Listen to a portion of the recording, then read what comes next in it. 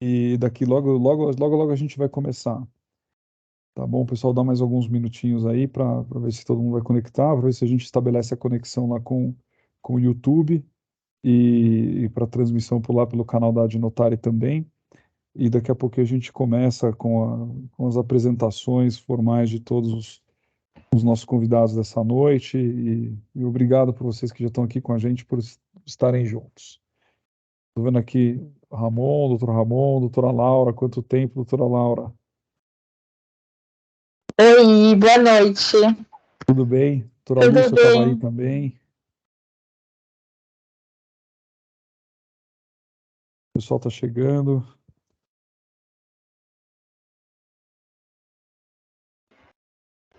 Ô, Marco, mas que aventura essa regularização dessa área enorme, não?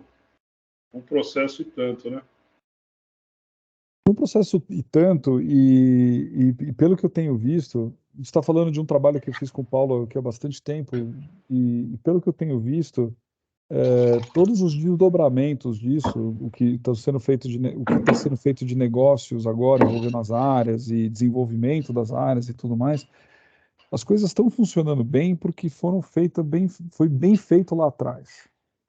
Sabe? Então, tá tudo explicado, tudo organizado, tudo refletido adequadamente no registro de imóveis, na CETESB. Então, ainda assim tem os desafios e tem os problemas porque é complexo mesmo, mas no geral,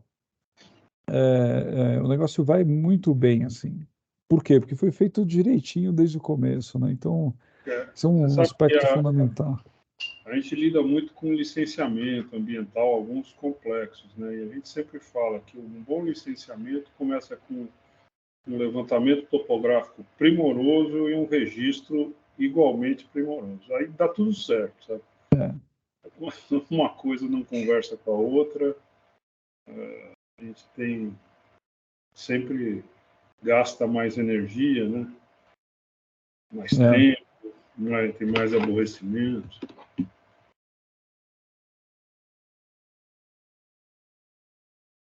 é isso. Só um minutinho aqui, deixa eu ver aqui se já está funcionando lá.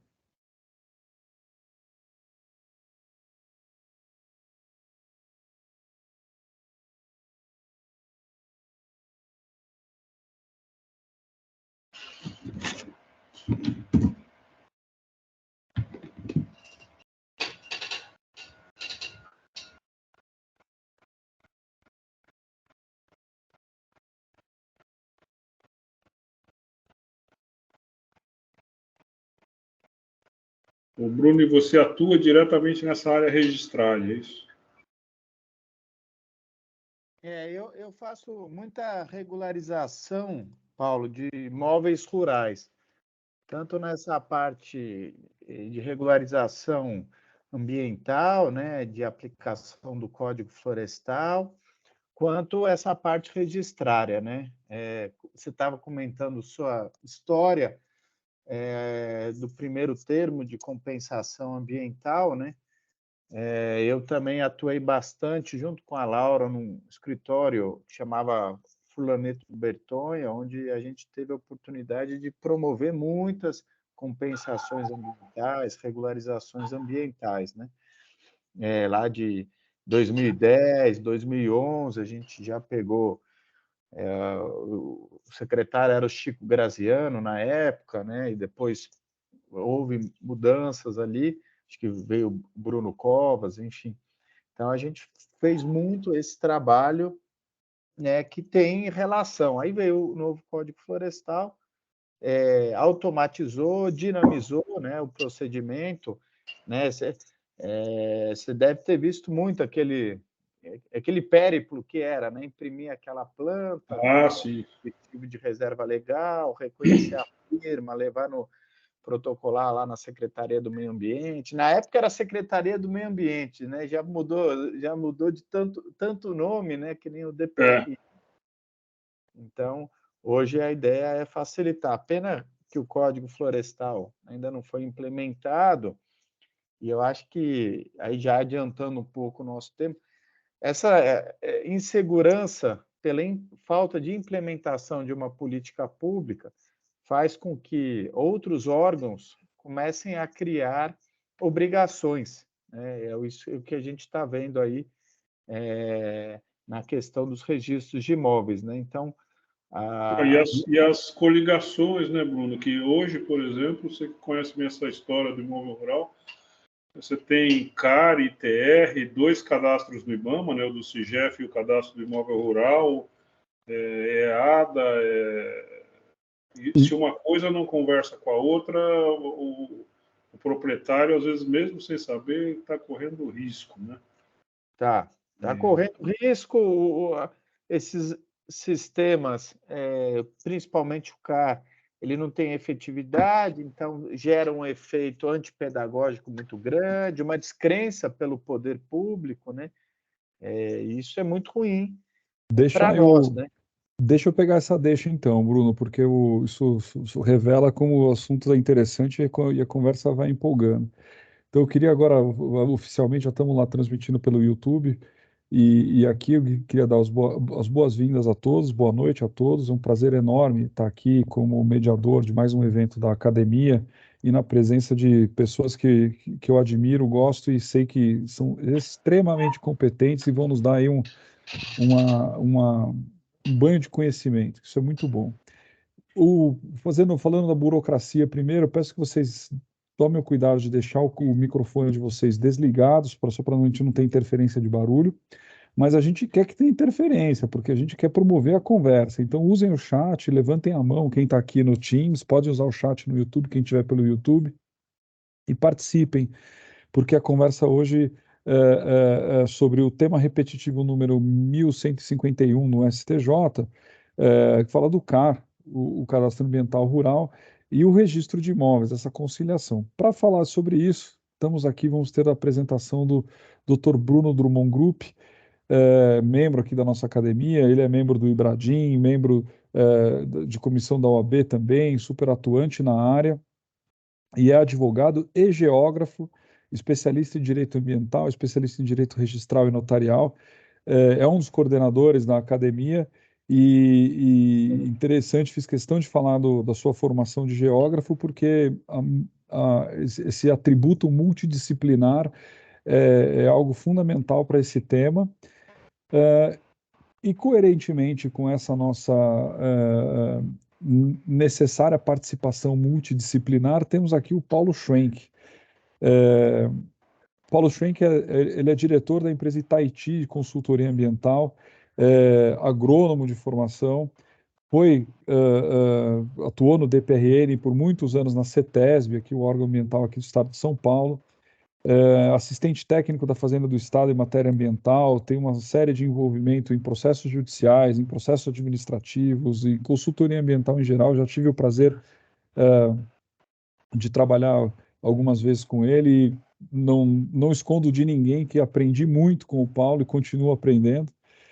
E é isso, acho que tomara que vocês todos aproveitem muito a noite, vamos fazendo aí as perguntas e conforme for possível, vamos encaixando no meio da conversa, mas eu prometo que eu vou fazer a gestão dessas perguntas, tanto aqui dessa nossa audiência pelo Teams, quanto pela nossa audiência pelo YouTube, para que a gente possa aí, no curso da exposição do Dr. Bruno e das considerações do Paulo, fazer o debate que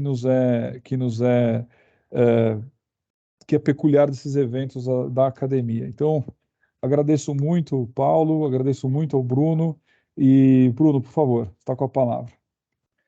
Boa noite a todos. Obrigado, Mark, pela generosa apresentação. Antes de eu começar a palestra, eu gostaria de agradecer o Paulo e principalmente o Mark, porque esse bate-papo que a gente vai ter aqui, esse treino, né, da academia que a gente vai ter aqui, foi oriundo de uma sugestão que eu dei para a adnotário participar como amigo da corte, amigos curi, desse julgamento do STJ que o Mark se referiu.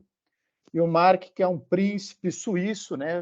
Não saibam, mas os pais dele são suíços, ele é um príncipe suíço que vai meu colega de faculdade, vai fazer 42 anos agora no sábado, ele, 43, um menino, né, um broto, ele me incentivou, né, como um bom líder, a gente expor essa matéria e conduzir isso junto à direção da Adnotari para a gente fazer essa participação da Adnotari como amigos curi. Acho que isso vai ser muito importante para a gente aí usar uma expressão do Marcos para ganhar musculatura, ganhar tração, ele gosta de falar isso, para a gente poder adnotar, enfim, ganhar cada vez mais corpo e espaço nesses debates que são relevantes.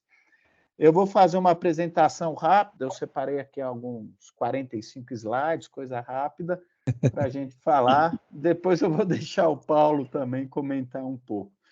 Deixa eu só ver se eu consigo compartilhar aqui a minha tela. Só um minuto. Deixa eu abrir aqui.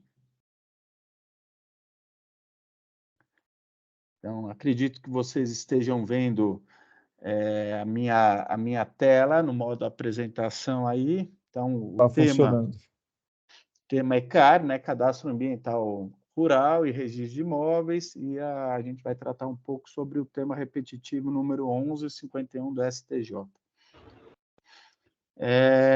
Bom, é interessante porque o CAR foi criado com o Código Florestal atual. O Código Florestal atual criou uma nova sistemática de regularização ambiental. Essa sistemática ela se daria de forma eletrônica e automatizada, né? Isso para a gente poder ganhar mais celeridade e dinamismo nas aprovações e regularizações ambientais, né?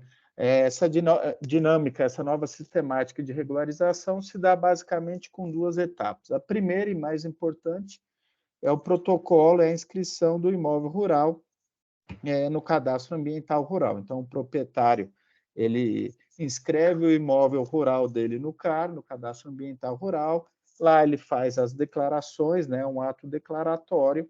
Esse cadastro ambiental rural ele é analisado pelo órgão, se aprovado, é verificado se há pendências, se há havendo pendências, o proprietário rural ele pode ingressar no programa de regularização ambiental para promover essa regularização, né, por meio da assinatura de um termo de compromisso. Então, essa é a dinâmica.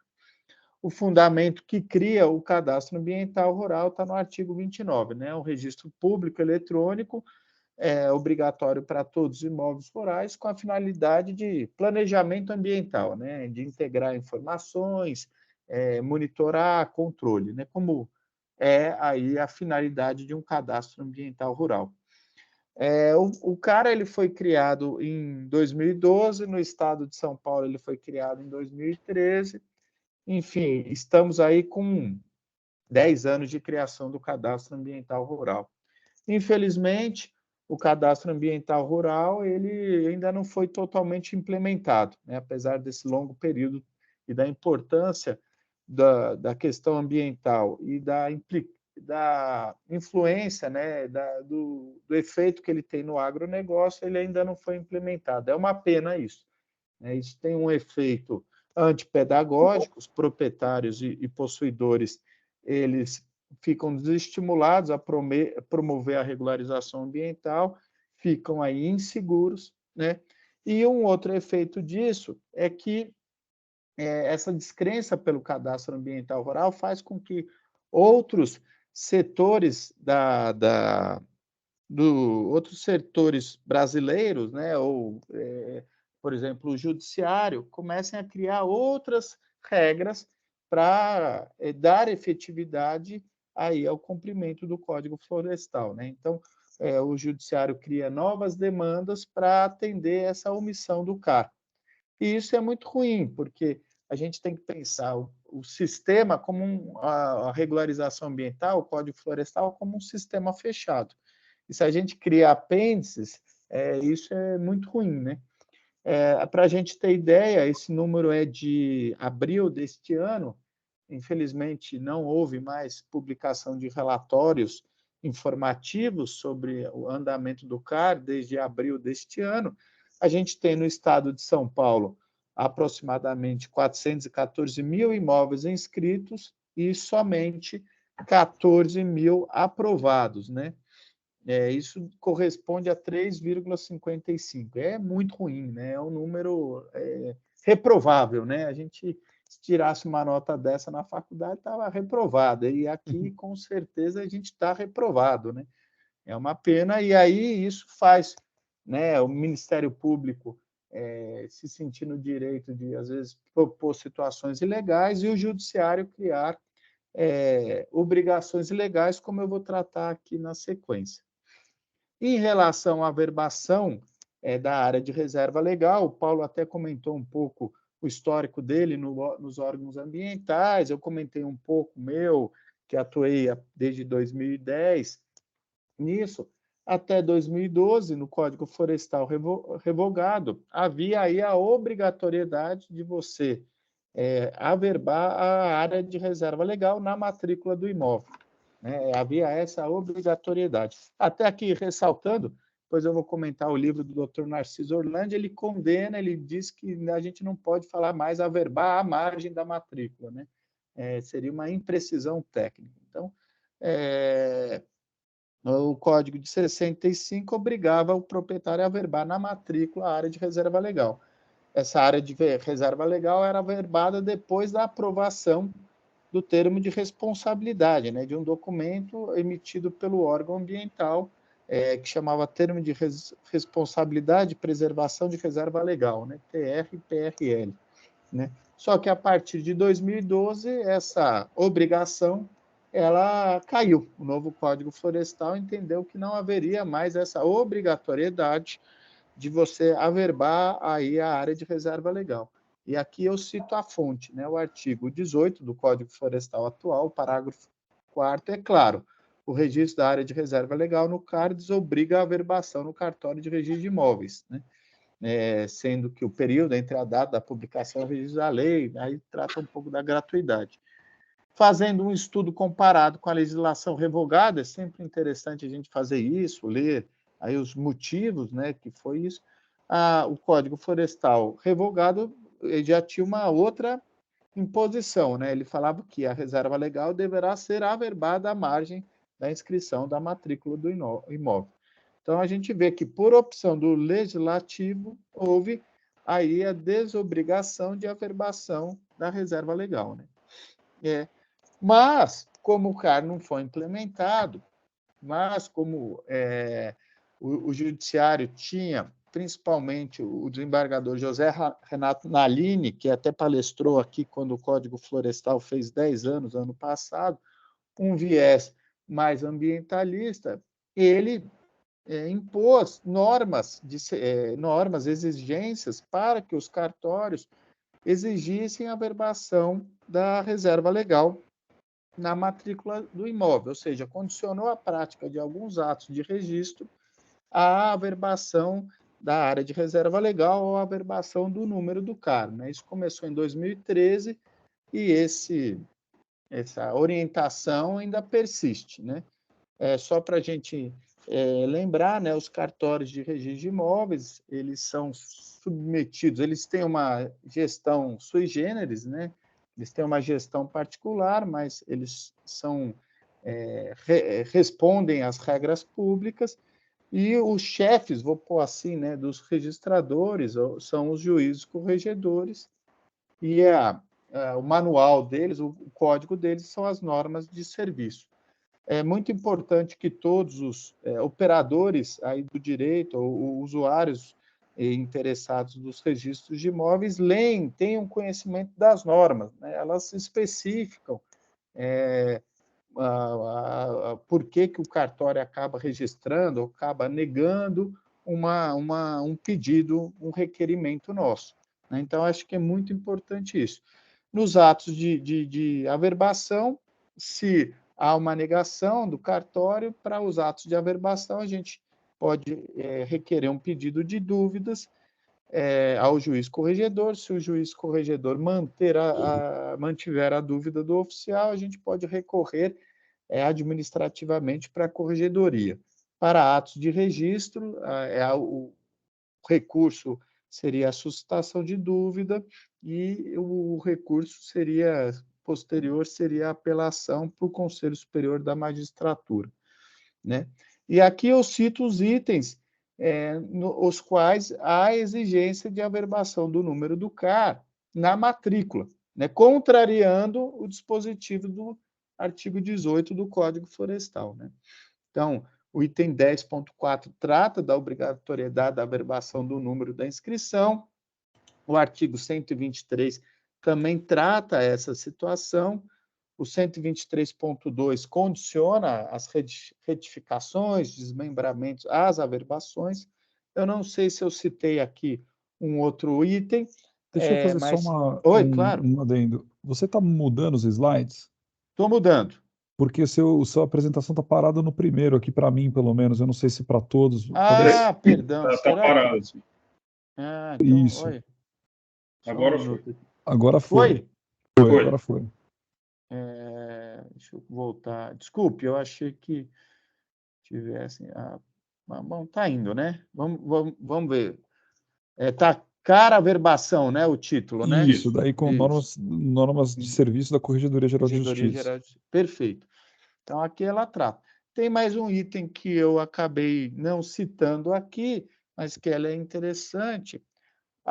O oficial, além de exigir aí a averbação do número da inscrição do CAR na matrícula do imóvel, né, além de condicionar essa averbação do número da inscrição do CAR a alguns atos, como a retificação, o oficial ele tem a atribuição também de verificar se consta no CAR aí a indicação da área exigida pela legislação. Por exemplo, no estado de São Paulo, se consta no CAR a exigência da área de 20%. Né? Então, se o proprietário indicou a área de reserva legal dele, de 20%.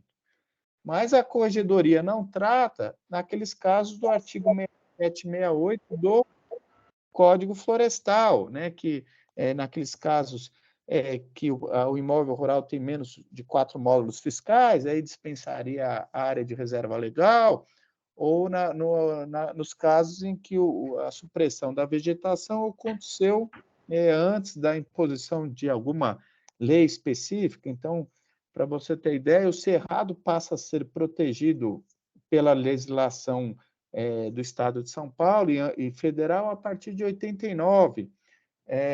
Então, se você poderia ter desmatado o cerrado antes de 89, você não precisaria fazer aí a indicação da área de reserva legal. Então, veja como essas normas criadas fora do sistema, elas acabam criando muitos ruídos, né, que dificultam, geram insegurança jurídica para o usuário do cartório. Outras observações outras exigências que as normas da Corregedoria impõem é para imóveis urbanos. Eles impõem a averbação, por exemplo, de informações da matrícula de área contaminada, né? Não se desconhece, né? Ou seja, se conhece a importância de dar publicidade a essas situações, mas essas situações deveriam ser tratadas corretamente por meio de uma lei que cria essas exigências legais e não por atos administrativos, né? Os atos administrativos, em tese, não têm essa permissão legal para fazer isso, né? Então, aqui também para áreas urbanas, as normas da Corregedoria, a Corregedoria também foi criativa e criou exigências não previstas em lei, né? Como é que a jurisprudência vê isso, né? Esse é um julgado bastante recente, né, de 28 de fevereiro de 23, na qual o Tribunal de Justiça aqui de São Paulo, esse julgado é da lavra do Dr. Marcelo Berti, entende que há a obrigatoriedade de você fazer a averbação da área de reserva legal. Ainda que não haja previsão na lei, ainda que a lei desobrigue essa obrigação, desobrigue, né, a necessidade de averbar, a jurisprudência entende que há necessidade de averbar. Talvez seja por isso que é interessante a gente sempre agir, né, o proprietário rural, de forma preventiva, né, a evitar uma ação judicial porque, além de toda a insegurança e o estresse que a ação judicial gera, uma ação civil pública ambiental gera mais ainda, são ações que duram anos, 10 anos, 20 anos, ela impõe exigências que não estão previstas na lei, né? E aqui ele usa o fundamento, né? Natureza do registro no cartório não se confunde com a natureza administrativa do cadastro do CAR. Né? Ele separa duas situações, fala, ó, o cadastro tem uma finalidade, o registro tem outro. Então, em razão disso, é obrigatório aí você averbar a área de reserva legal. E no julgado ele vai tratando justamente isso, né? Que houve aí uma concordância, houve ainda uma previsão legal na Lei de Registros Públicos que exigiria, no entendimento da jurisprudência de São Paulo, exigiria aí a obrigatoriedade de você averbar a área de reserva legal, para fim de dar publicidade sobre essa situação, né? Principalmente isso, ele ressalta bem isso, que a função é assegurar a publicidade sobre a regularidade ambiental do imóvel, né? Então ele fala aqui, ó, importante nesse ponto assentar a diferença conceitual que há entre cadastro e registro. Primeiro tem função administrativa, proporcionando conhecer a base geodésica da área afetada, e é só isso. O registro é o único que tem a função legal de assegurar a publicidade, né? Mas a doutrina, especialmente o Dr. Narciso Orlandi, ele diverge muito, e eu acompanho o entendimento dele, sobre essa situação, né? Ele que foi juiz corregedor, foi desembargador, é assessor de cartórios, ele que atua bastante nessa área, recentemente lançou um livro, na qual vou citar na sequência, ele entende a importância da segurança jurídica, da importância para o usuário, para o interessado do registro público, usuário do registro público e advogados também, saber orientar o cliente com base na previsão legal, né? Então, é isso que ele fala, né? Ó, fica a lição, nem tudo que aparece no artigo 167, né, que é a fundamentação dada no julgado anterior, continua tendo acesso nos registros públicos, né? A falta de critério do legislador, pelo menos em um caso, causa insegurança. Ele esqueceu de revogar expressamente a linha 22, que trata da reserva legal, permitindo que alguns vislumbrem na omissão do legislador a permanência da obrigatoriedade de averbação da reserva legal, a despeito da lei, que é o atual Código Florestal, encaminhá-la expressa e exclusivamente ao cadastro ambiental rural, né? Então, aqui ele trata isso que a gente está falando, né? Havia sido instituído um sistema fechado, né, coeso, coerente, que é o sistema de regularização ambiental pelo Código Florestal, e vem surgindo aqueles apêndices, né, que acabam criando dor de cabeça para a gente, né, que nem aquela apendicite, né? Aí ele fala, se a ilação fosse jurídica, isto é, se a não revogação expressa significar sobrevivência, continuaria sendo possível o registro de novos contratos de enfeiteusa e seria exigível o registro de debentures, né? Ele cita aqui. Ainda que a lei não tenha expressamente revogado a possibilidade de averbação da reserva legal, isso não quer dizer que ela passa a ser obrigatória, né? O doutor Narciso ainda trata isso que eu estou falando aqui da corregedoria, e ele é até um pouco mais crítico, mais ácido, né? Fala, a Corregedoria Geral de Justiça criou alguns atos de averbação, sem relação com os registros, que só justificam para ambientalistas, que insistem em desviar a finalidade do registro de imóveis, né? E aqui ele cita justamente o que a gente falou, averbação do cadastro ambiental rural, questões de imóveis urbanos, né? Então, esse é o nosso fundamento para a gente tratar aqui sobre como amigos da corte, né, amigos curi, no caso do tema 1151, né? Essa é a ideia que eu pretendo fundamentar com o sentido de dar segurança jurídica, né? O advogado ele tem que ler a lei, interpretar e passar essa informação para o cliente dele, para o cliente dele também ter essa segurança, sem evitar novos custos, né? E aqui ele só arremata, né? Fala, são atos estranhos ao registro de imóveis, que é o caso, por exemplo, de averbação da reserva legal, averbação de áreas contaminadas, né? Sobre não terem fundamento legal. Não são autorizados pelo artigo 246, né, que fala justamente da possibilidade aí de averbações, porque não alteram qualquer registro e não produzem qualquer dos efeitos mencionados, né? E aqui ele fala isso que eu comentei, que cabe somente ao legislador criar aí atribuições do registro de imóveis. Não é a norma jurídica, muito menos o juiz, né? Então, esses seriam os fundamentos legais que temos, fundamentos doutrinários que temos e legais para o tema repetitivo. O tema repetitivo, aqui já encerrando a apresentação, né, ele é oriundo de a execução de título extrajudicial promovida pelo Ministério Público do Estado de Minas Gerais, que requer aí o cumprimento de um termo de ajustamento de conduta. Houve-se aí a discussão, porque os proprietários do imóvel rural alegam que eles cumpriram a obrigação, porque inscreveram o imóvel rural no cadastro ambiental rural e precisariam aguardar aí a aprovação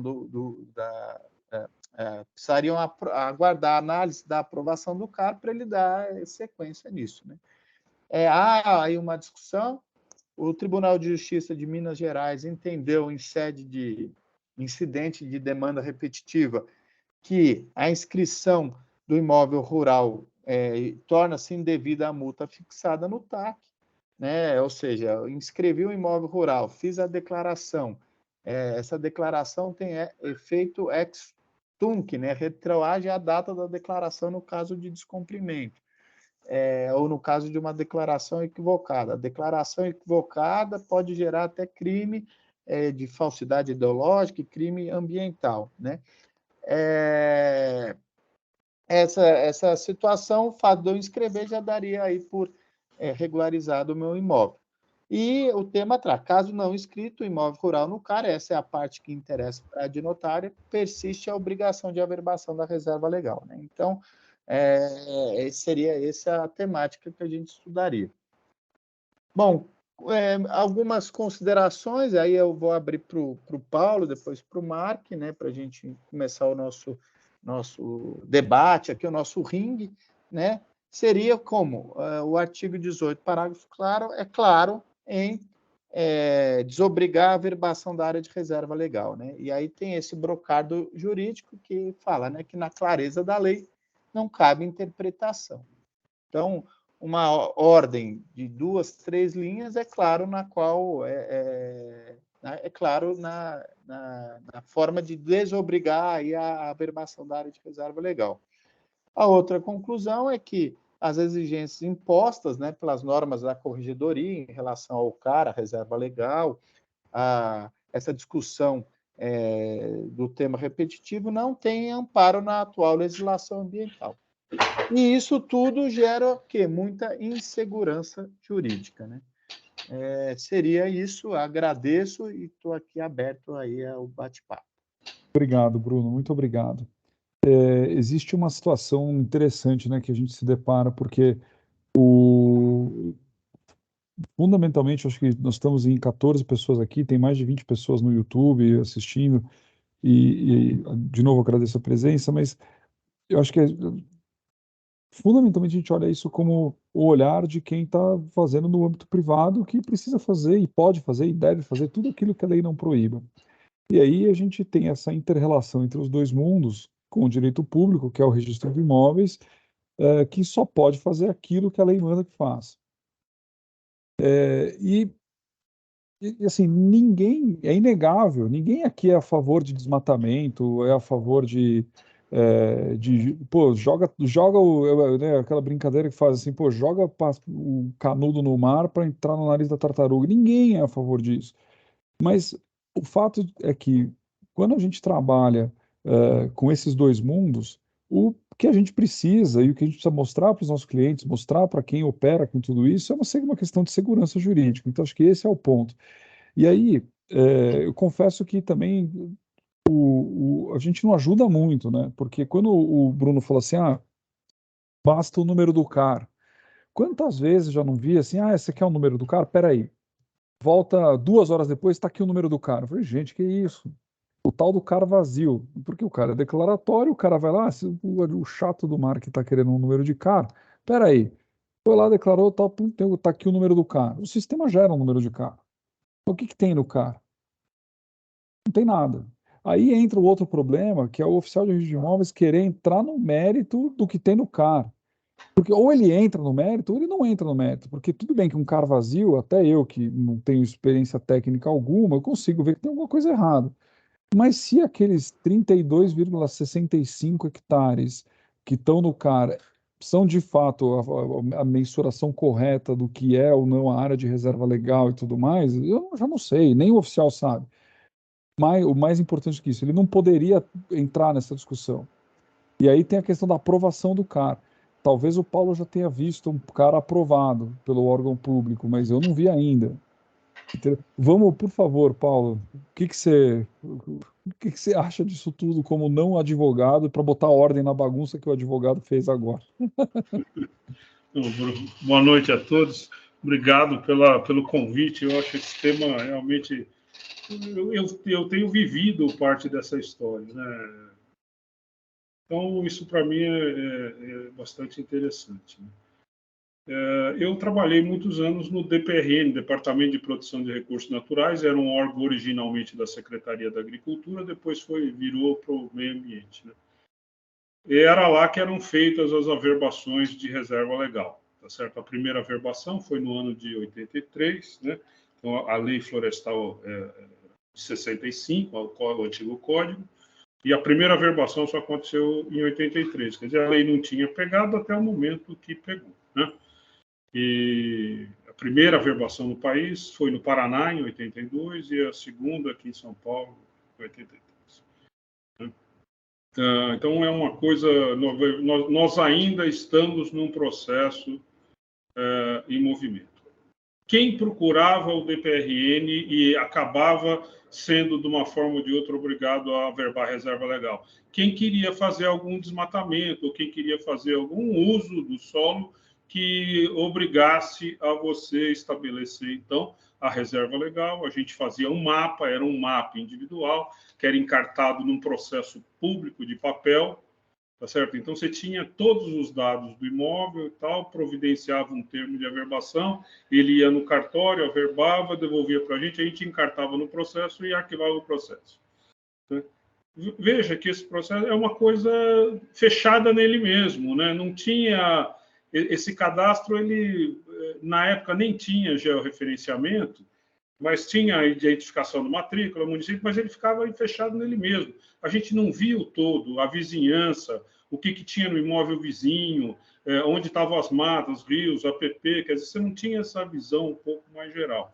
Mas a averbação era feita por quem tinha alguma coisa que o obrigava a procurar o órgão ambiental. Quando veio a lei de 2012, né, a lei florestal vigente, ela estabeleceu a necessidade, porque assim, tinha necessidade de averbação da reserva legal, mas não era obrigatório, você não precisava de moto voluntário ir lá e averbar a reserva legal se você não estivesse fazendo nada. Então, quem não estava se mexendo não averbou a reserva legal, até para não onerar o imóvel. Isso sempre foi, no início, era muito forte onerar, né, um imóvel com uma parte que você não poderia usar, não poderia cortar, tudo mais. Quando veio a lei de 2012, instituiu o cara, falou, não, pera lá, todo mundo tem que ter a reserva legal. E aí começam os problemas. Quer dizer, primeiro que o cadastro rural, ele já é um cadastro informatizado, então você consegue espacializar ele, né? Ver o que tem no vizinho, ver onde tem mata, onde não tem mata. É muito, muito importante isso, vamos dizer assim, para a política pública de preservação de recursos naturais, até para melhorar o uso do solo, uso e ocupação do solo de uma propriedade em si. tá certo? Quando você vai olhar a propriedade que você quer fazer uso do solo, você sempre olha onde é que está o mato do vizinho, né? Onde é que tem APP, de repente você consegue fazer um corredor ecológico. Hoje essas coisas não são mais consideradas um ônus, uma coisa do outro mundo para você, que te atrapalha no projeto. Você tenta incorporar isso no projeto. Mas como esta coisa virou uma coisa geral, e tem milhares, nós temos, eu não me lembro mais o número exato de propriedades rurais do estado de São Paulo, você não tem como despejar isso num cadastro e falar para o órgão público, falar, ó, prova aí. Não, a prova é o que o Bruno falou, né? Nós temos aí, não passamos de ano, né, Bruno? Ficamos com nota baixa. Então, mas nem recuperação, né? Assim, nada, né? Pelo Bomba amor de direto. Deus. Imagina. Estamos com 4%, né? Então, este é uma coisa, de fato, quer dizer, passou a ser obrigatório para todo mundo, e esta solução pública, a Secretaria da Agricultura vem tentando fazer um cadastro automatizado, eles estão fazendo esforço, é interessante, vamos dizer assim, o processo de evolução, mas não está solucionado ainda, né? Não está solucionado ainda e precisa solucionar. Eu tenho, por exemplo, do ponto de vista técnico, né, outras preocupações. Quer dizer, antigamente a reserva legal era um capão de mato para o fazendeiro fazer uso. No futuro, ele podia fazer extração de tora, né, lenho. Hoje não é mais isso. Quando você olha na descrição da lei, nós já estamos falando em biodiversidade, em corredor ecológico, em outras funções ambientais que não era o que tinha na Lei 4.771, quer dizer, no Código Antigo. Então, nós estamos, de fato, encarando essa reserva legal não como um capão de mato para fazer uso rural, mas como uma coisa muito mais integrada na paisagem, né, no espaço físico, um instrumento de política pública, né? E decorrente da mesma lei, nós temos duas coisas que são bastante interessantes. Primeiro, virou urbano, esta área de reserva legal obrigatoriamente tem que virar uma área verde urbana.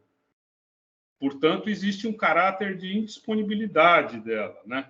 Portanto, ela deve ter um caráter de ser fixa, ela não pode se ficar mudando ao bel prazer do interessado, do proprietário. Isso é uma coisa. E outra coisa bastante interessante que tem, que é para apimentar um pouco a discussão, quer dizer, a lei falou, você pode botar a área de preservação permanente dentro da reserva legal. Quando você faz isso, a lei encara como um benefício e ela te proíbe de fazer nova conversão de solo, quer dizer, você não pode mais ter desmatamento nenhum no seu imóvel rural, porque você usou desse benefício e não tem nada. E isso, evidentemente, é uma coisa espacial, tá certo? Quer dizer, você tem um APP que está num lugar físico do terreno, uma reserva legal que está no lugar físico do terreno. É preciso que, como existe esse ônus, inclusive, quando você está numa situação periurbana, você tira uma área rural para virar um projeto de parcelamento do solo, para loteamento, para indústria, não importa, né? E você tem uma reserva legal transformada em área verde urbana, você está carregando um ônus neste imóvel. E é importante que isso tenha publicidade para quem vai adquirir o imóvel. Quer dizer, então, nós temos, quer dizer, o CAR deveria fazer essa função. Eu imagino que em algum tempo ele ainda vai fazer. Ainda não está pronto, né? Eu acho que ele está em processo, está em evolução. Então, nós temos que, quer dizer, acho que tem que ter um pouco mais de, vamos dizer assim, de aprimoramento desse sistema, talvez até de uma maneira que você possa fazer uma averbação na matrícula, e a partir desta averbação não pode ser mudado ao bel prazer do proprietário, só você tem instrumentos para poder mudar. Mas isso tem que regrar, né? Até onde eu vejo, não está regrado. Não está pronto essa, vamos dizer assim, essa receita um pouco mais completa, né? E o que eu acho que é importante é que esses sistemas informatizados, eles colocam as APPs, a reserva legal, no espaço. Então, se você entrar numa imagem, num sistema desse de CAR, você sabe onde está a divisa do imóvel do sujeito, você sabe onde tem os rios. Aqui em São Paulo nós temos as cartas do IGC, né? Tem cartas topográficas, ou do IBGE no Brasil todo, vai mudando a escala, mas a gente tem a espacialidade disso. E essa espacialidade, ela não pode ser, vamos dizer assim, ela não pode ser um negócio tão fluido, sabe, que você escreve um negócio no CAR no dia seguinte, como você falou, né, Marta? Você vai lá, você quer um CAR, eu vou lá, faço um registro no CAR, depois tem um CAR que hoje não tem mais, mas no passado, os primeiros CAR, por exemplo, não tinha reserva legal. O cara fazia o CAR, punha o imóvel lá, não tinha nada. Hoje já não é mais assim, nós já evoluímos, né?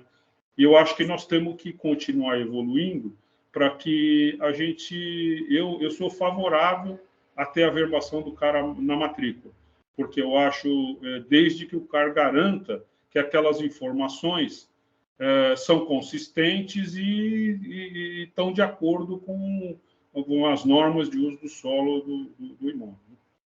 Nesse ponto, existe uma questão, pelo que o Bruno colocou, uma questão legal a respeito dessa possibilidade ou não. Me parece que não há, e esse é o problema. Mas pensando aqui, por que não haveria? Não vamos menosprezar, ou não vamos subestimar, melhor dizendo, menosprezar nunca e subestimar jamais o trabalho do legislador. Talvez ele tenha tido uma razão para montar o sistema desse jeito. E qual é?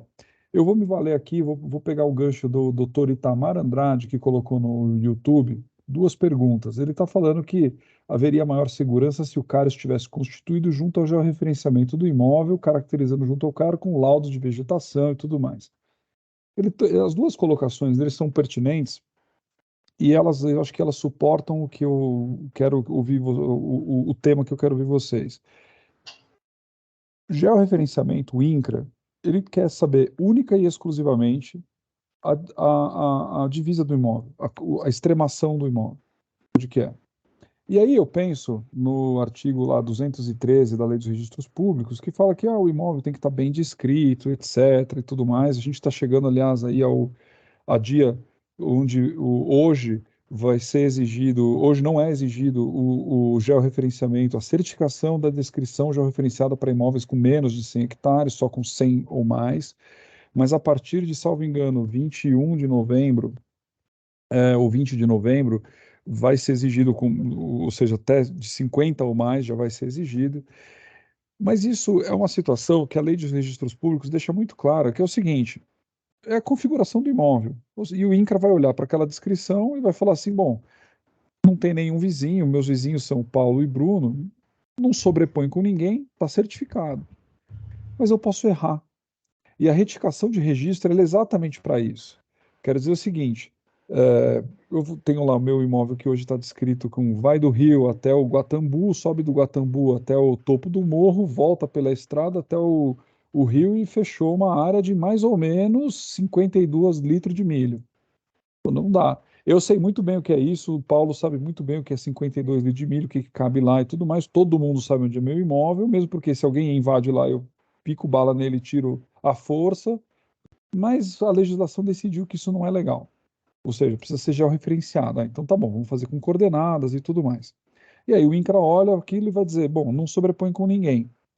Mas eu errei o levantamento, porque eu vi que tinha lá 135 hectares, mas na verdade tinha 138 hectares, ou tinha 120 hectares. Porque o Paulo não fez o georreferenciamento da fazenda dele e eu acabei embarrigando uma divisa lá com ele e uma área maior.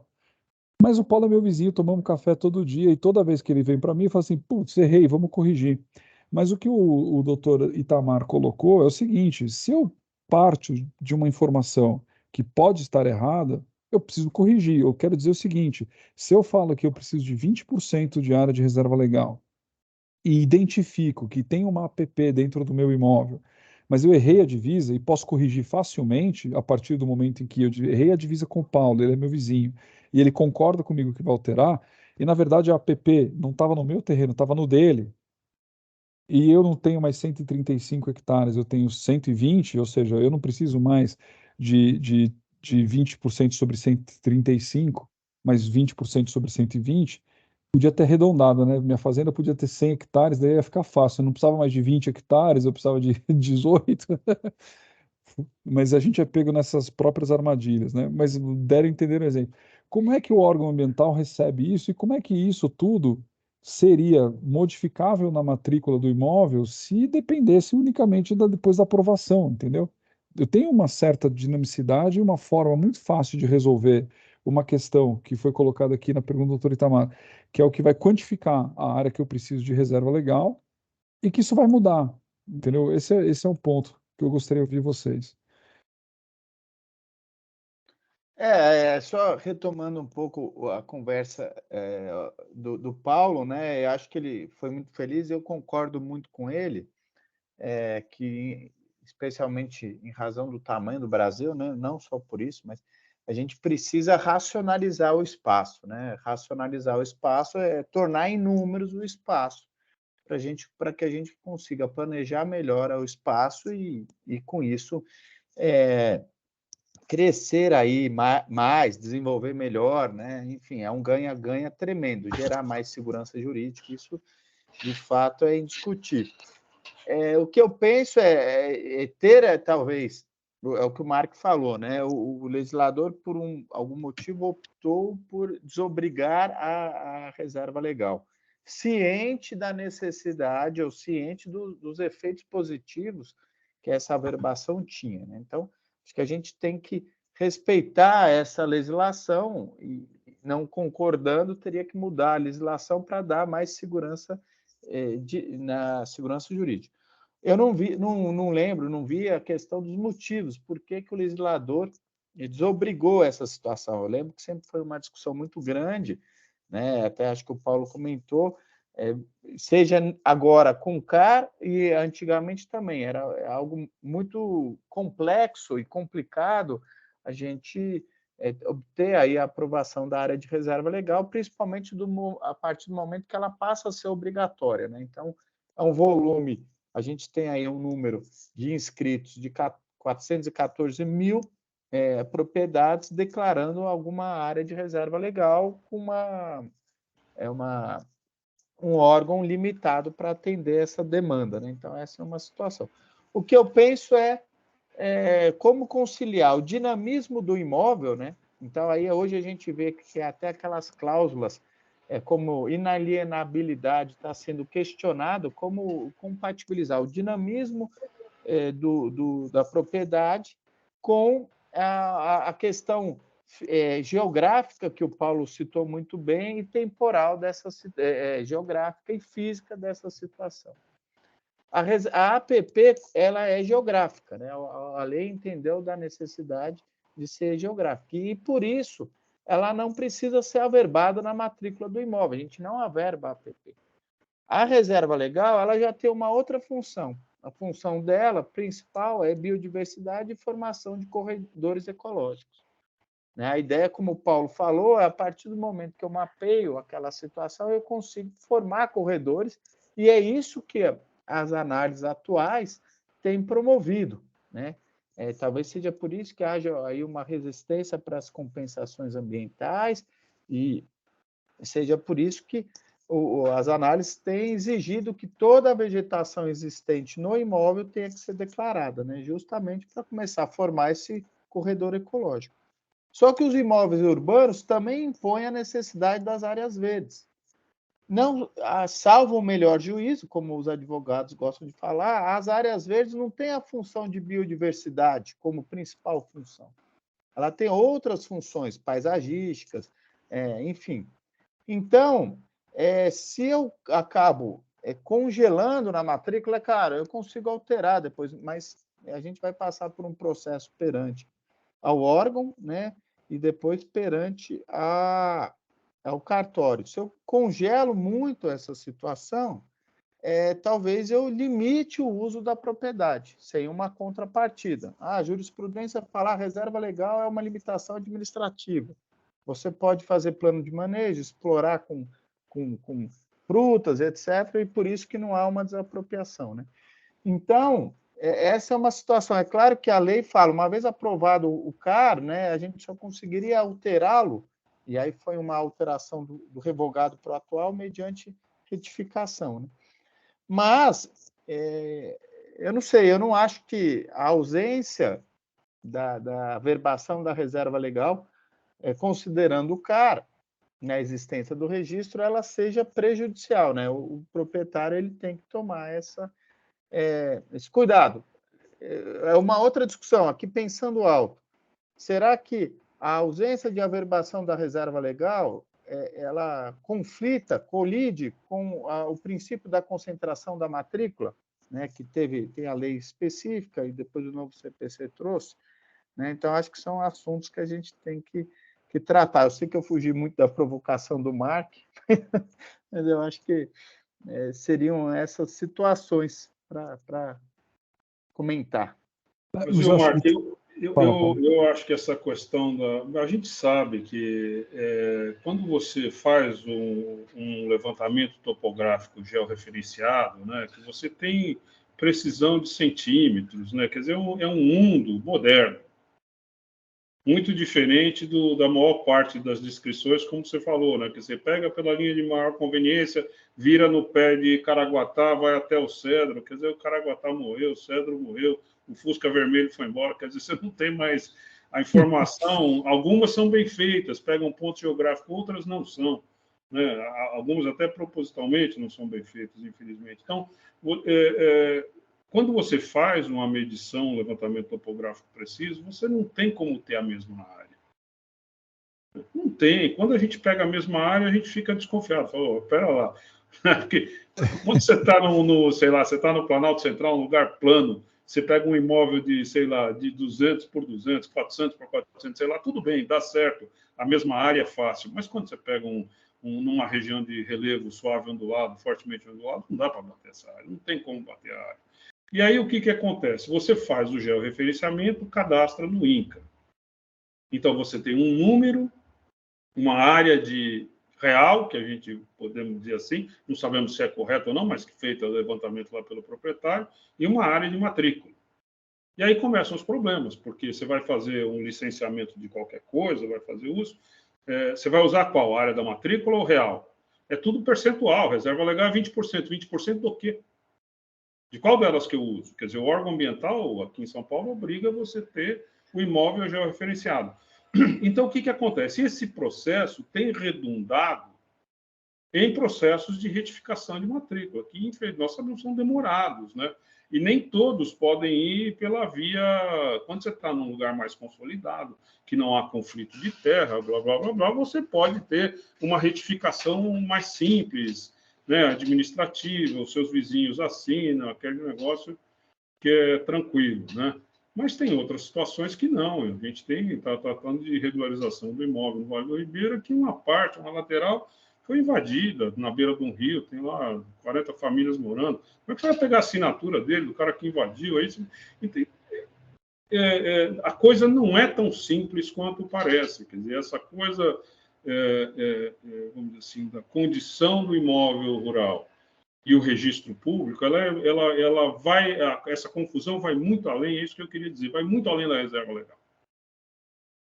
Mas a reserva legal é uma coisa super importante, porque junto são três coisas básicas que a gente tem do imóvel rural, né? Quer dizer, a divisa, as áreas de preservação permanente e a reserva legal. Esses três dados, mesmo que eles não sejam precisos, uma vez espacializados pelo CAR, tá certo? Eles são muito úteis para o proprietário, para o governo, para a política pública, para o desenvolvimento do Brasil, tá certo? E aí, qual a solução disso? Eu acho que a solução disso, de fato, é manter o registro do CAR, manter a averbação na matrícula. Porque se isso não acontecer, eu acho que já está um pouco solto, né? Porque enquanto o governo não analisa e não fala, ó, tá resolvido assim, a pessoa ela tem o direito de ir lá e reformular alguma informação ou outra. A propriedade rural, eu não estou nem pensando em coisa de má fé, ou, sabe, ou gente que está querendo fazer coisa errada. A propriedade rural é dinâmica, né? As APPs são dinâmicas, né? A nascente não está todo ano no mesmo lugar, né? Quando chove muito, ela pode estar mais abundante ao outro lado. Quando seca muito, ela some num determinado lugar. Pode ser que quando chova muito, ela não volte para aquele lugar. Como energia, quer dizer, a água procura o caminho mais próximo, de menor resistência, para correr. Isso, então, hoje você tem um cenário de APP, amanhã você pode não ter. Se a gente passar uma seca prolongada, períodos de seca prolongada, eles mudam muito a característica da APP. Né? E quando isso está espacializado no cadastro e tal, mesmo que ele mude, você tem uma orientação de como agir, tá certo, no todo. Né? Inclusive, olhando o todo para dar licenças, para, enfim, orientar o uso da propriedade rural. Então, é uma coisa complicada mesmo, sabe? Eu entendo a posição do Bruno, eu acho que não está redondo, quer dizer, nós estamos no meio de um processo. Eu, de fato, eu sou partidário de que esse princípio da publicidade do registro público é fundamental. Quando você vai, olha, quando uma pessoa fala, você não pode utilizar uma área entre 25 a 45 graus quando tem mato, isso para mim se equipara a um APP, tá certo? Isto para mim tinha que estar no registro público, porque quem vai comprar precisa saber que ele não pode utilizar aquela área. Faz parte do potencial de uso do imóvel. Ele tem que, quando ele está pagando um bem, ele tem que saber o que ele pode fazer. Se ele não sabe, não dá para você comprar um bem e chegar para o governo e falar quanto esse bem vale. Isso é um erro estratégico. É ruim para quem compra, é ruim para quem vende, é ruim para a política pública. Então, eu acho que isso, para mim, é que leva assim, a ainda assim, procurar o registro do imóvel para dar alguma publicidade, no caso, eu acho que através do CAR. O interessante porque existe sempre uma ideia de que o registro imobiliário ele tem que ser o repositório de todas as informações do imóvel, além da sua função principal, que é onde se constitui o direito real do imóvel, né? O direito real de propriedade, o direito real de garantia, e aí todas as demais informações. O ponto aqui é o seguinte: o registro público, a matrícula do imóvel, que é esse repositório, ele é algo muito estático e muito árido. Por quê? E assim, eu estou pensando aqui na razão da discussão, né? Porque eu tenho um número de cara, eu tenho uma situação que está lá indicada no imóvel, tem uma descrição já referenciada que acaba levando 80 páginas para aquela matrícula. Tá bom, eu tenho um monte de código lá, que aquilo lá é ininteligível até para o técnico, porque ninguém consegue pegar aquilo lá e colocar aquelas coordenadas para desenhar o imóvel se não tiver aquilo digitalmente feito. E da mesma forma, mas eu concordo com você, Paulo, porque é a partir dessa informação que eu vou no órgão e baixo o dado que eu preciso. E aí eu tenho a verificação espacial de que aquela app foi indicada ali, que eu tenho a área de reserva legal, que aquela configuração é toda ali e tal. E aí, para mim, faz todo sentido. A partir disso, eu consegui olhar de uma forma mais distante e pensar numa política pública dizendo que, pô, todos os apps todas as áreas de reserva legal desses imóveis aqui, elas estão fazendo um mosaico horroroso, porque eu não tenho ligação, eu não tenho. eh, Cada proprietário ou seja, aqui vai uma política Você pública e eu desperdiça uma chance, né? Você joga fora uma chance de joga outra. fora uma chance. E aqui eu estou pensando algo como o zoneamento de uma cidade. Pode ser um paralelo horroroso que eu estou fazendo aqui, mas eu quero dizer o seguinte: quando uma Assembleia Legislativa olha para o município e diz, puxa, a vocação dessa região aqui é industrial, a vocação dessa região aqui é comércio de, local, porque eu tenho uma área residencial de baixa densidade aqui, de alta. Ou seja, imagina-se, espera-se, e aqui tem muito de romantismo da minha parte, porque a realidade não é essa, a gente sabe, mas imagina-se e se espera que o legislador ele olha para a concepção do negócio urbanístico para fazer a cidade funcionar, para dividir tudo, fazer tudo bonitinho. Por que não pensar dessa mesma forma sob o ponto de vista ambiental? Porque do que me adianta ter áreas de reserva, áreas de preservação, áreas de tudo, que estão ali recortadas e que elas atendem uma estatística, mas não atendem a função ambiental do negócio. Entendeu? E talvez por isso que o legislador tenha falado, não, registro público é só para ter informação, porque quem vai fazer a gestão disso, quem vai ter que mostrar o que é na realidade, porque eu acho que o que importa é a situação real disso, é o registro, é o registro é, que não deixa de ser um registro público, não na acepção jurídica do termo, mas é o repositório onde... Porque o cara na CETESB, ele sabe o que significa aquela informação, não é o registrador. O cara do IBAMA, ele sabe o que significa aquilo, e ele vai olhar e vai falar, não, tá errado, precisa de mais área aqui, precisa de mais... Justifica uma reserva legal maior no Cerrado ou na região amazônica, porque por conta disso e daquilo, mas dentro de uma concepção maior. Isso é bem... Acho que é por aí. Deixa eu pegar aqui, tem mais uma pergunta aqui ela veio parar aqui, da doutora Fernanda Stefanella, para ouvir vocês. A manutenção da reserva legal ainda é vista como um custo. Na prática, o que vocês têm visto de alternativas para trazer retornos financeiros? Bom, veja, a área de floresta, quando você pensa em atividade econômica dentro de uma floresta, a primeira que vem à cabeça é o manejo sustentado da floresta, né? O manejo sustentado envolve uma grande área, né? Envolve uma grande área. Pequenas áreas de floresta,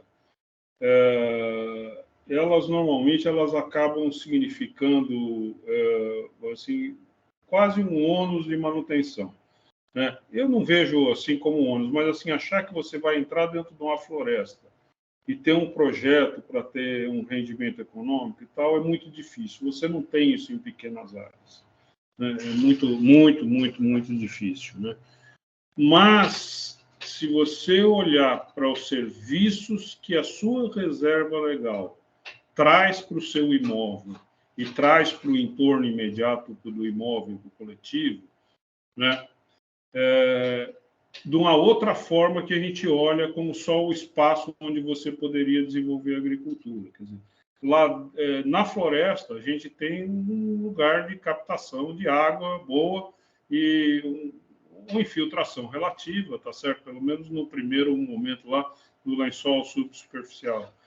Mora na floresta um monte de inimigo natural da agricultura que são necessários para você até utilizar o menos veneno na agricultura, né? As florestas funcionam como boas barreiras naturais, né? Para segurar o alastramento de pragas, algumas doenças e tudo mais. Então, existem outros serviços que são serviços ambientais que a floresta presta, que elas não são ainda mensuráveis. Esse assunto está sendo bastante desenvolvido, mas ele ainda ele não chegou ao acesso ao bolso do pequeno, do médio produtor, certo? Então, ele é muito difícil ainda de contar com isso. Mas eu não vejo possibilidade de você ter assim uma atividade econômica voltada dentro de uma área dessa. Existem os sistemas agroflorestais, bastante interessantes, mas aí já são áreas modificadas, né? Eles não são áreas que são mais voltadas para a preservação da biodiversidade. São áreas já com mais movimentação interna, são boas também. A manutenção de floresta como cobertura de solo é excelente para o ambiente. Mas aí já são ambientes um pouco mais modificados, e aí você pode ter um rendimento econômico um pouco melhor. Mas, mesmo assim, envolve uma agricultura familiar, mão de obra na roça que não existe mais, né, que é muito mais difícil, ninguém quer morar na roça. Tem toda uma dificuldade de você... Assim, a nossa organização, vamos dizer assim, de produção, ela dificulta você desenvolver atividades econômicas rentáveis, sabe? Isso também envolve crédito carbono, a questão de crédito carbono, por exemplo. Essas áreas têm uma dificuldade. Hoje você tem crédito para recuperação de floresta e estão falando em crédito também para manutenção de floresta. Mas os custos disso para uma pequena área, para você validar, ainda são bastante elevados. É uma coisa que está, como o assunto que nós estamos tratando, quer dizer, ainda está em processo, né? Não está acabado. Aliás, está começando, quer dizer, nós estamos evoluindo. Mas hoje, de fato, eu não consigo ver uma atividade assim que se fala, não, vamos fazer isso que com a floresta que vai ser rentável e tudo mais. Quando a gente descobrir isso, o valor das florestas vai quintuplicar do dia para a noite, né? Eu acho que é a grande discussão mundial do desenvolvimento a custo das florestas que o planeta teve e agora a contrapartida para aqueles que têm que preservar a sua floresta para que também precisam se desenvolver de alguma forma, né? Acho que a tecnologia do agronegócio e etc., mas com as penalidades, porque a gente tem uma lei brasileira que prevê a preservação de 80% da Amazônia e a gente não pode usar isso de acordo com as normas internacionais para gerar crédito, porque já é uma obrigação, ou seja, não tem a questão do conceito de excedente para ser utilizado. Isso é questão bastante importante. Tem aqui uma segunda pergunta da doutora Ana Carolina Martins de Oliveira. Como já foi mencionado na conversa das áreas rurais em urbanas, na conversão das áreas rurais em urbanas, é obrigatória a manutenção da reserva legal em área verde urbana. Qual tem sido a experiência com isso? Quando o município não tem legislação sobre o assunto? Bom, a nossa experiência tem sido ruim, porque é uma coisa que ninguém tá dando, ainda não é uma coisa que não entrou no trilho ainda para rodar de forma normal, né? E a gente se depara até com alguns casos que a pessoa está em processo de urbanização, o cara vai lá e cancela o CAR. E some com a reserva legal. Então, infelizmente, por isso que essa questão do registro, do ônus, né, é uma coisa importante. Some com a reserva legal. Então, esta coisa ainda não está operando, sabe, de uma forma clara, né? Evidentemente, eu acho que a lei é clara nisso, ela diz claramente, né, que você só elimina o registro da reserva legal quando você faz o registro como área verde urbana. Quer dizer, você não elimina, você muda o status quo, porque, de fato, dentro da cidade, a área verde ela assume outras funções diferentes do que na roça. Né? Mas isso ainda não está andando a bom termo, como não é claro para o produtor rural, eu acho até do ponto de vista jurídico isso não está apaziguado, de que quando você coloca a APP dentro da reserva legal, você não pode mais ter desmatamento no imóvel. A lei é clara para mim, ela trata isso como um benefício, ela fala, se você usa esse benefício, esqueça. Mas isso não está claro e muita gente faz isso porque a pessoa acha que está economizando área. Falar, eu tenho 5% de reserva legal, eu vou encavalar, então, de 5% de APP, eu vou encavalar a reserva legal, em vez de onerar 25% do meu imóvel, eu vou onerar 20%. E acha que com isso está ganhando alguma coisa. Em muitos casos, isso dá problema lá na frente. Alguns que eu já digo já, por exemplo, quando você tem uma APP, uma área de preservação permanente, você pode transpor ela livremente para estabelecer esse sistema viário, por exemplo, no ambiente urbano. Está na lei isso aí, não tem problema nenhum. Quando você tem reserva legal, não. Você gravou voluntariamente, você não pode mais transpor a reserva legal. Em tese. A CETES não gosta de mexer com algo que eu dou razão a eles, por exemplo, em reserva legal em São Paulo. Por quê? Você voluntariamente gravou aquela área para proteção. Aí depois fala, não, pera lá, agora eu vou fazer um loteamento, então eu vou rasgar aqui, fazer uma avenida lá. Não dá. Então, quando você vai fazer esses instrumentos, né, de reserva legal, você tem que olhar para 30 anos, você tem que olhar para o futuro, você tem que olhar para o vizinho. Por isso que eu acho que essa coisa espacial é importante. Né? É interessante. Isso não está muito claro e, assim, os nossos clientes, por exemplo, eu sou claro em dizer, eu evito ao máximo encavalamento de APP reserva legal, exceto em algumas situações de encravamento, coisa assim. Fora disso, não, porque isso, a seguir ao pé da lei, isso vai virar um ônus no futuro, quando a propriedade tiver um outro uso que não for só rural, isso pode, por exemplo, desvalorizar muito o imóvel, né? E eu acho que isso também, da mesma forma que a coisa não está apaziguada. Isso coloca todo mundo numa responsabilidade absurdamente grande, porque eu vejo, por exemplo, terras que eu conhecia há 15 anos atrás, que já estavam próximos de centros urbanos e que o proprietário se viu na necessidade de determinar as áreas de reserva legal, hoje elas já vão ser urbanizadas e muito provavelmente E, de novo, né, não estamos falando dos desvios das curvas, do que está fora da curva, né, do fora da normalidade. Ou seja, eu não estou falando de má fé, de qualquer outra coisa, é, mas assim, dentro da regra do jogo.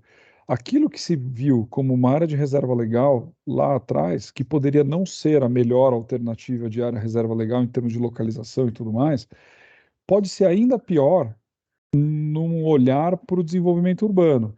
Porque, de acordo com uma concepção urbanística do local e tudo mais, onde eu levo muitos outros aspectos adicionais em consideração, talvez eu precise mudar a área verde. Agora já estou olhando a área urbana, ou seja, simplesmente transformar aquela área de reserva legal em área verde pode colocar a situação do local sob o ponto de vista ambiental, que é o que se quer preservar, numa situação muito pior de que se fosse claramente mudando. Agora a pergunta, até que ponto essa situação é de fato imutável?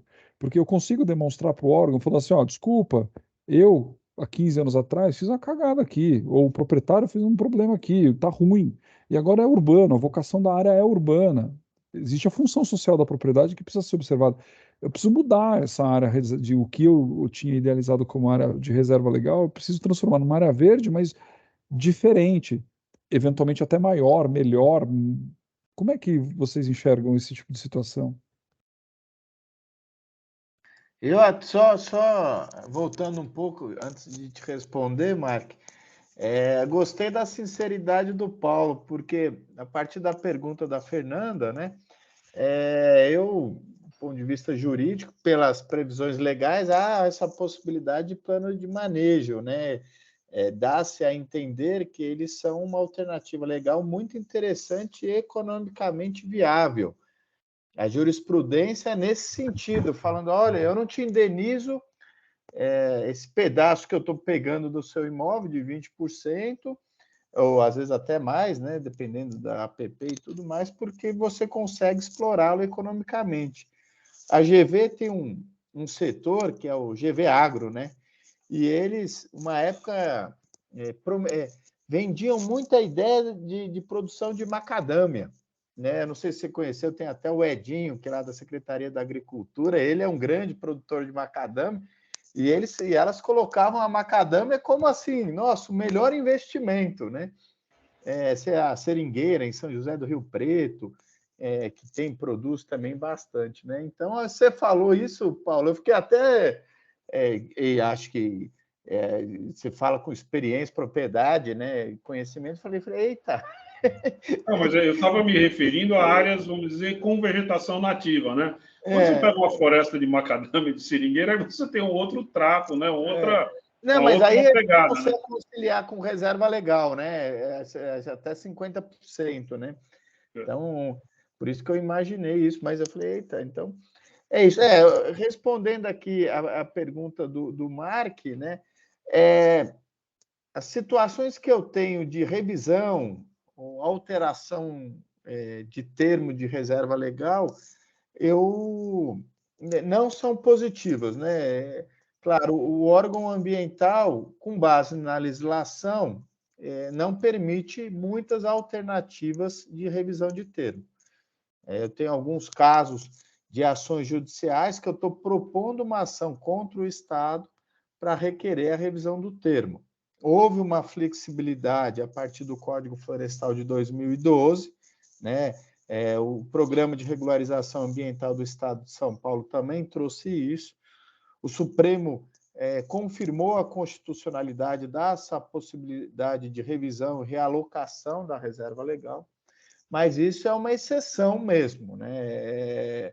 Essa é a minha experiência jurídica, né? O Paulo com certeza vai dar Não, também. eu vou na mesma linha, viu, Bruno? Eu acho que isso é uma coisa difícil e quem consegue é mediante uma compensação muito grande. Quer dizer, não é uma coisa simples de ser feita. E a simples lógica de ocupação da área no meio urbano fala, não, eu posso fazer uma ocupação mais racional. Fala, não, isso não justifica, né? Isso não justifica a mudança. E quando se consegue fazer isso, é mediante uma compensação extremamente elevada. O que, como técnico, assim, obriga quem tem imóvel rural gastar fosfato e algum dinheiro em planejamento. Sabe, não tem, veja, quem quer manter patrimônio, essa coisa do cara manter patrimônio a custo zero, sabe, principalmente quem tem patrimônio elevado, não existe, sabe? É necessário, de repente o pessoal está discutindo para criar uma área de proteção ambiental, ele tem que ir lá, tem que participar, botar gente para participar, dar opinião. Se ele não faz nada, ele só reclama, depois fala, não, criaram isso, criaram aquilo em cima da minha área, mas ele não tem participação nenhuma, quer dizer, na prática, eu entendo isso como uma gestão do imóvel que está largado lá, tá certo? E coisas que ficam largadas, né? Pode dar uma sorte e acontecer um shopping center do lado, mas pode acontecer uma outra, né? Pode acontecer um presídio. Quer dizer, então você tem quem tem patrimônio tem que fazer gestão, é natural. Você tem uma casa, você tem que pintar, você tem que reformar, não adianta abandonar, não existe lugar abandonado. O rural também não tem. Tá certo? Não tem, então faz parte disso. Eu de fato, eu tive o prazer de trabalhar com o Jorge Wilhelm, que é uma pessoa que tinha cabeça de planejador, sempre, né? Ele aprendia um pouco com ele, tentar pensar em 20, 30 anos, sabe? Não pensar em 2 anos, 3, 4, sabe? Porque eu acho que quem tem imóvel rural, quem tem patrimônio rural significativo, tem que ter esse pensamento de longo prazo. É interessante. O Bruno falou uma coisa aqui que eu queria trazer, acho que para a gente seguir para o encerramento, mas o que, se eu entendi direito, é um conceito que o legislador colocou, falando assim, não, você pode usar, você tem um manejo, você vai ter uma valorização, você vai ter, ou seja, colocou ali pseudo-atributos para essa área de preservação, porque na prática, aquilo seria, ou seja, eu estou onerando, eu estou impedindo o uso, eu estou reduzindo o uso e reduzindo o valor, e isso seria passível de ser indenizado. E aí me ocorreu assuntos que eu discuti muito, muito no mestrado, o Theodore Roosevelt, presidente dos Estados Unidos no começo do século XX, é tido como o grande conservacionista e é o cara que criou os grandes parques americanos, Yosemite, inúmeros, assim. E isso foram iniciativas que até hoje geram divisas para o país por conta de turismo, por conta de, né, uma série de outras coisas que talvez não se tinha ideia do tamanho que ganharia lá em 1901, 1902, mas se tinha uma ideia disso. Mas a discussão na época assim, era um país diferente, né, com uma cultura de liberdade absoluta e tudo mais. Não se discutia isso. Vou criar um parque, vou preservar, eu vou te indenizar. Porque é lógico, ou seja, não tinha esses subterfúgios e tudo mais. Talvez isso seja um ponto também que se tivesse maior clareza com relação a isso, ou seja, pô, você vai ter um uso efetivo, o manejo é viável, o crédito carbono é uma realidade, você vai ser remunerado, compensado por isso. Acho que compensação me parece ser o termo mais correto. Se não, tá aqui o dinheiro, você vai ser indenizado por isso. Se você não pode usar 20% da área do seu terreno, por quê? Porque você está preservando, ou seja, não estou contra, né?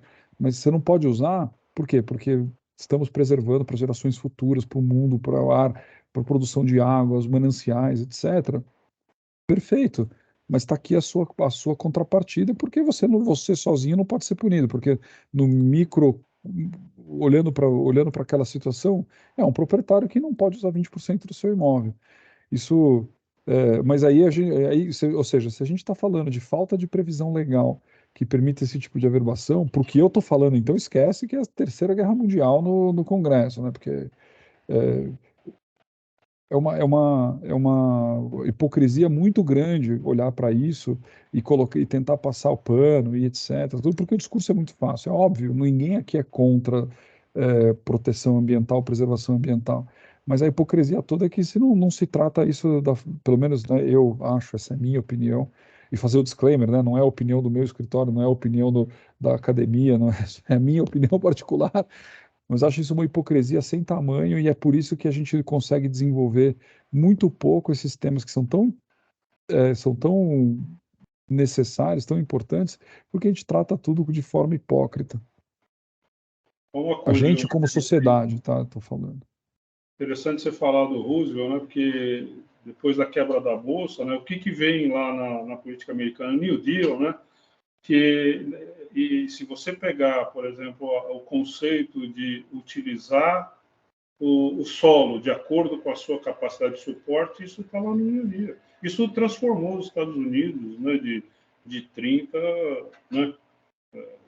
Para a década de 60, 70, né? Não, mas Então, assim, essa visão de você poder utilizar, vamos dizer assim, o solo, né, no mundo agronômico, né, isso é ensinado na primeira aula da escola, né, de acordo com a capacidade de suporte, né. Isso aí só traz benefício, porque você consegue produzir corretamente sem causar erosão, sabe, usando uma quantidade menor de insumo, veneno, agroquímico e tal. Quer dizer, você tem isso, né? E a agricultura no Brasil melhorou muito, é bastante evoluída, mas a gente ainda tem bastante a andar nesse sentido como um todo, né? Essa visão, eu volto a dizer, né, essa visão espacial do CAR, né, das APPs, da reserva legal minha, do meu vizinho, do outro que está lá, das grandes áreas de mata que restaram, onde é que elas estão na paisagem, né, dentro da bacia hidrográfica. Isso é um instrumento de política pública maravilhoso, né? Eu acho que a gente está usando muito pouco. é isso. Bom, vamos seguir aqui para o nosso encerramento. A gente continua aí com muita gente assistindo no YouTube e a nossa audiência também firme e forte aqui no Teams.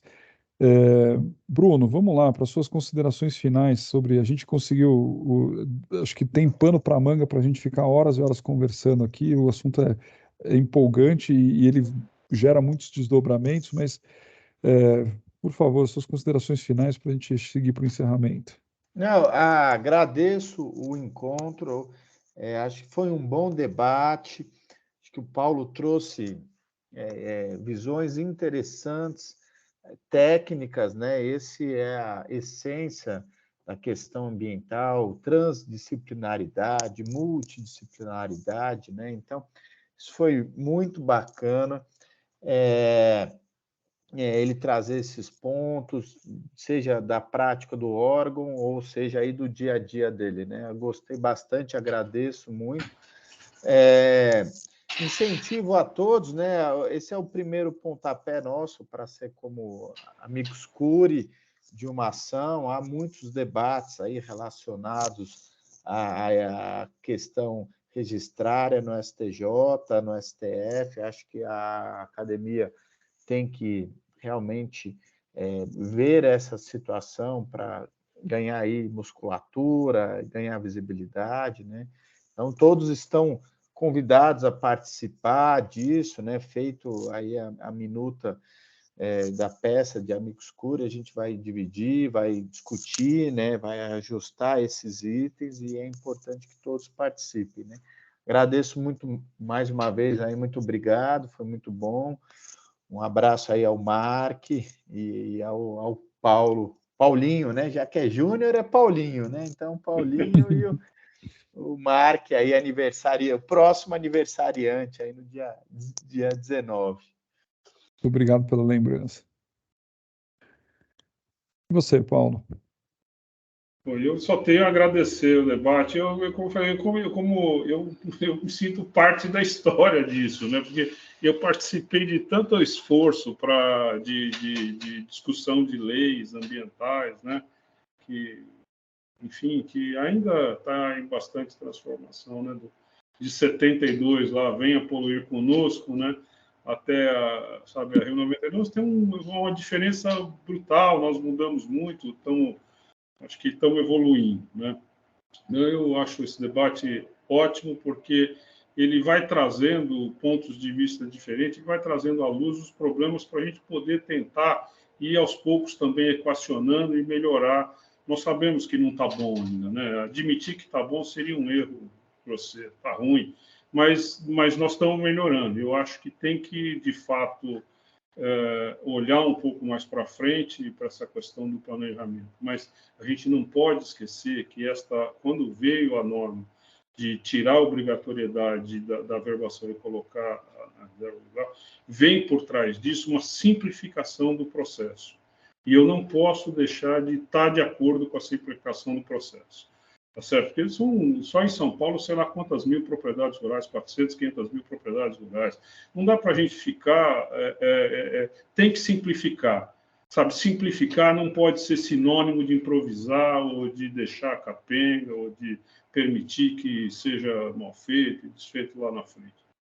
A gente tem que seguir pela simplificação, mas estamos ainda num processo evolutivo, né? E nós temos que continuar até ter um status, eu acho que um pouco melhor do que a gente está hoje, né? Para ter essas coisas mais pacificadas, menos confusão jurídica, mais planejamento do imóvel rural, mais planejamento do entorno da bacia hidrográfica, né? Melhorar. O Brasil é riquíssimo em água, São Paulo, né?